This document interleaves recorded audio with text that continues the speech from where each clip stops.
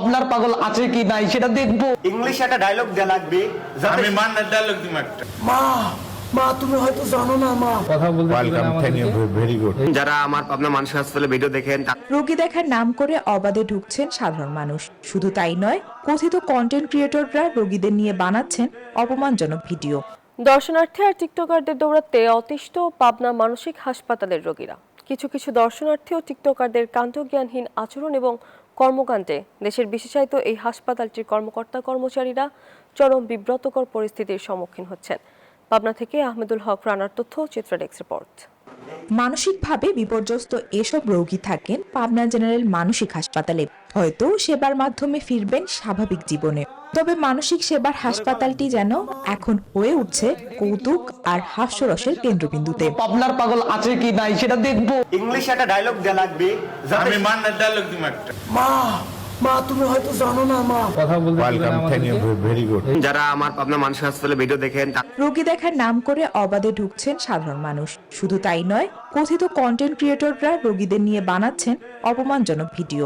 হাসপাতালে প্রবেশে নিষেধাজ্ঞা থাকলেও মানছেন না কেউই। আনসার সদস্যদের ম্যানেজ করে ঢুকে পড়ছেন অবাধে।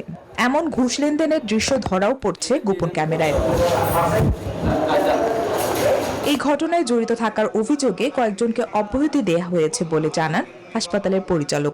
দায়িত্বে গাফিলতির জন্য কিছু আনসারকে এখান থেকে প্রত্যাহার করা হয়েছে এবং পরবর্তীতে আনসারের কর্তৃপক্ষই তাদের চাকরিচ্যুতি সহ বা অন্যান্য শাস্তিমূলক ব্যবস্থা নিয়েছে।